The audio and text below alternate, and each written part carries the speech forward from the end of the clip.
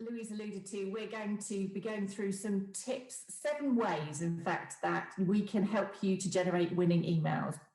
Now, emails themselves are really cost-effective ways, and lots of people use them in business.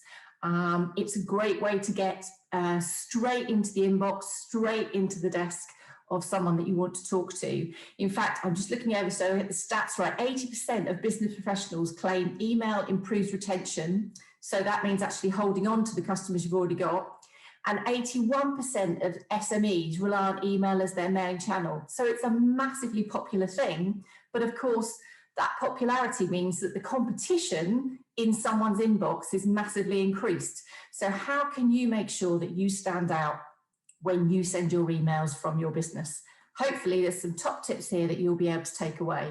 And at the end, we've actually created a checklist. So if you are interested in getting that checklist, it'll be top tips from the ones that we've discussed already. Just drop your email in the, I guess the best thing, Louise, is to drop the email in the chat box, and then we can send that to people as well. Yeah, Claire, if you put your details in, and then people can contact you. Lovely. Okay, perfect. Okay, so the first one, know your audience. This is so important. It's probably the fundamental of any marketing that you do, including emails. It's all about making sure that you've got one target that you focus on when you're writing your email. So whether that's busy mums, it might be male gardening experts, it might be photocopy facility managers in big offices. Whatever it is, make sure that you have one target and you know who they are. So when you think about this audience, think about what their pain points are. So maybe busy mums, it's all about the time that they don't have. And it's thinking about how you can solve that pain point. So it's all about who's my audience, who am I writing to, who is this email going to, and how am I going to make sure this email really resonates with them. Make sure you have one target audience and one solution for that target audience. The next thing is is connected with the first point, which is know what message you want to connect and to convey. The first thing to do when you're writing an email is be really clear what the goal is of that email. So quite often there's lots of things you want to get someone to do, but actually if you can make it really clear about one thing, one action you want someone to take from the email, it's a lot easier for them to understand that message. So that might be, you might want to book an appointment with, get them to book an appointment with you. It might be you want them to make a call. It might be that you want them to click on the link and read your blog. Whatever it is, when you start your email, think about that goal. And then what you do is you write your message off the back of that. And Dawn will follow later with some excellent tips as to how to make sure that message is really on point. But it's essential to make sure that that message is just one thing. Don't try and confuse people. I don't know about you, but when I read things, whether it's email or a newspaper article, if you've got one clear message coming through, it's a lot easier to take that in, retain it, and then do something with it. The third thing is build your list. We'll come on to the legal bit in a minute, but let's talking about building your list first of all. You clearly need to have a list to be able to then email people. So think about the ways that you can generate your list. Who have you had contact with? Maybe this is about building a list from people that you've met in WIBN or other networking. Maybe it's about the connections you've got on LinkedIn. Maybe you've got something on your website or you've got an offer on social media that you can ask people for their email address in return for that offer or piece of useful information. Essentially, people will give you their email address if they think that they are going to get something of value in return. So think about the ways that you can build that email list. And of course, Dawn and I would not be doing our job if we didn't talk to you about GDPR, the data protection regulations. Of course, you need to make sure you build that list legally. So always look at GDPR guidance, either talk to someone in your business who's responsible for it, or look online or talk to an expert to make sure that you are building things legally. with a lot of the free and paid for email platforms, they have a lot of things built in to make sure that you can follow the GDPR processes. So for example, if you're using things like MailChimp, they will ask you to make sure that you have consent from people on that list before you import it.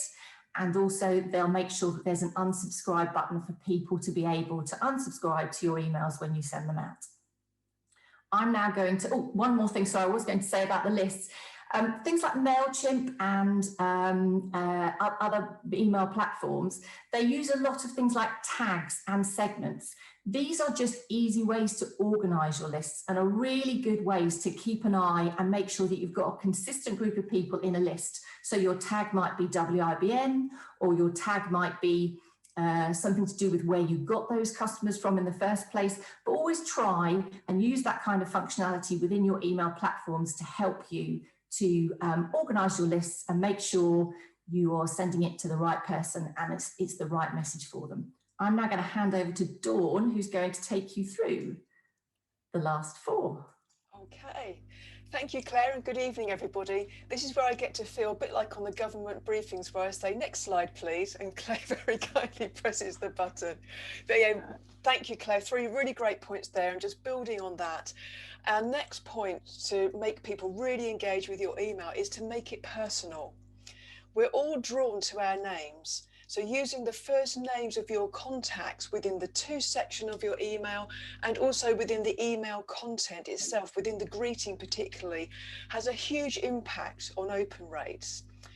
In fact, personalizing your email can increase your open rate by up to 50%. It's amazing. However, just a little bit of a warning here. Before you get excited about personalization and setting up the facility within your email, please take a look at your list.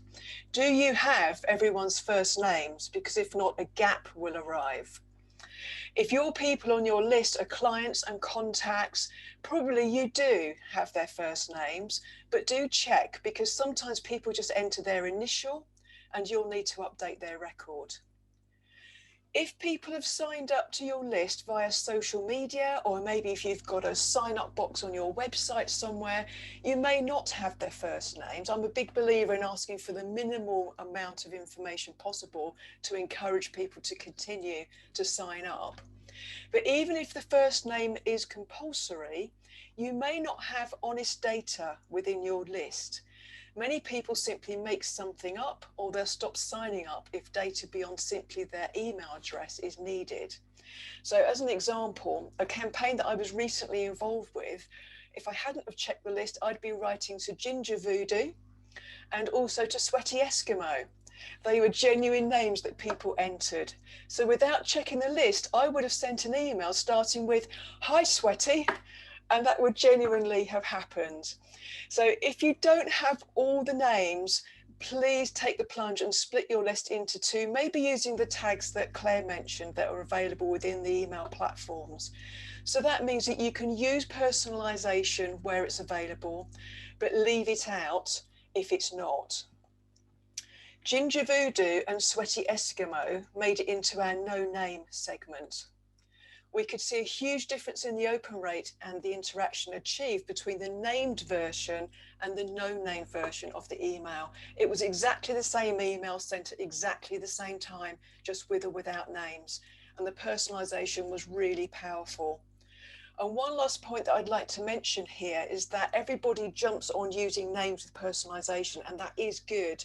But something that not so many people use and can help to give your business the edge is to drop the business name into the email content if it's relevant. So that would be something that would really help you to stand out from the crowd. So moving on to our 5th tip, using a hard-hitting headline. Now, I have to be really honest with you guys. I sometimes find coming up with the headline the hardest bit of writing an email campaign. So it's often the tricky part, but if we get this right, it makes such a big difference in getting people to actually open your email, to want to see what it's all about. And when you're competing with so many other emails in somebody's inbox, this can be a huge advantage. And my advice is to keep your headline simple and interesting. Try and use between 5 and 9 words. Research has shown that under 10 words works well. But if it's too short and brief, then it's too abrupt and people don't engage with it. So between 5 and 9 words, ideally. I love asking questions in titles or announcing something new, or maybe suggesting exclusivity, such as limited access or a VIP preview. They're great ways of enticing people to click onto your email. And emojis are okay too, but just one at a time maybe. You know, it's like you've all got that friend on WhatsApp that uses loads within the message. One at a time can work really well within your email title. And can I suggest also avoid words that take your email into the spam folder or simply turn off the recipient. So examples of spammy words which we would love to use but really will just direct us into the spam folder are words like free, save, offer, and discount. I know it's heartbreaking not to be able to use those words, but they will just turn people off or put you straight in the spam folder. My best tip is to make it relevant and to ask a question. And to give you some examples, these are email titles that have performed really well for us over the last couple of weeks. The first one is for somebody who's got a concept for a new product, and the title was, "What do you think? We'd love to know." And that hopefully generated a bit of intrigue. Here's one that's no surprise from last week. Budget 2021. Here's what you need to know. So hopefully it's capturing people to say, yeah, rather than wade through loads of information, here's a snapshot for me.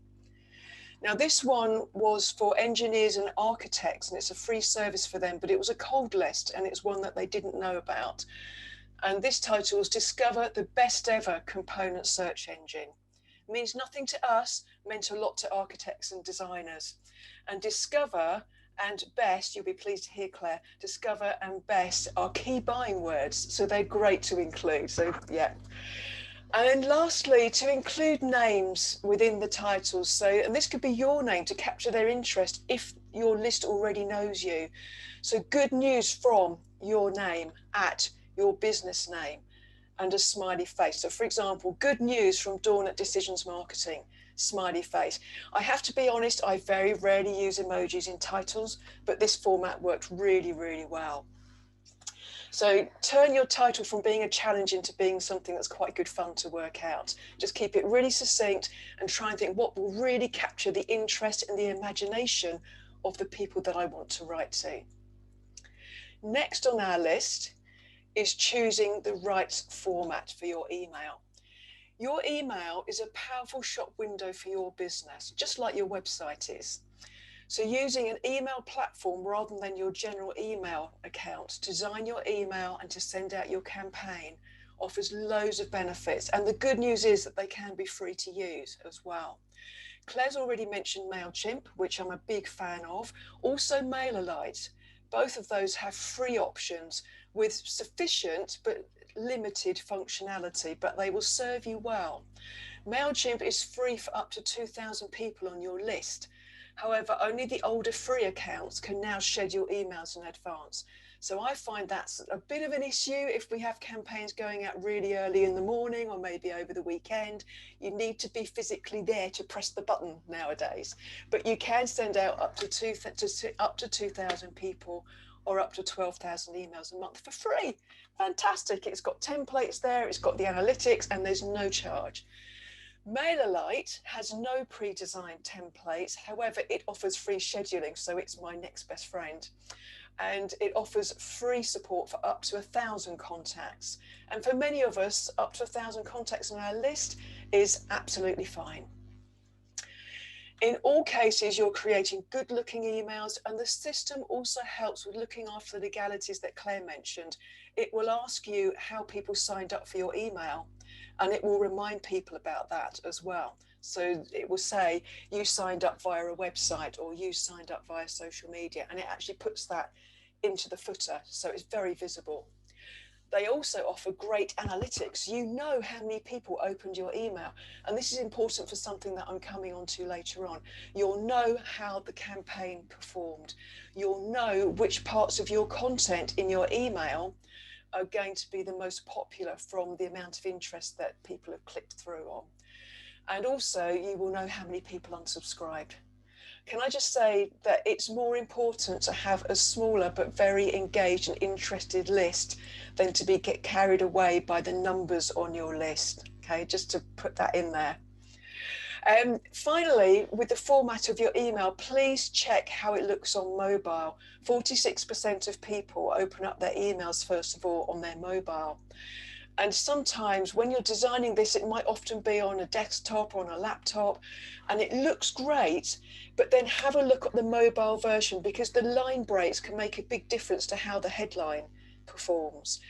Where, particularly on MailChimp, how the headline for a section and the content and the image line up with each other. That can be very different on a mobile to on desktop, and you need to look good on both. So please make sure that you have a look at that. Okay, one more top tip. The last of our top tip is thinking about the timing. Timing is everything. 21% of emails are opened within the first hour that they're sent, because on average, each of us check our emails 20 times each day. And at first, when I looked at that stat, I thought, that's a lot. And then actually, when I think about my typical day, that sounds quite low. It might say more about me than about the stat. But 20 times a day, we'll check our email.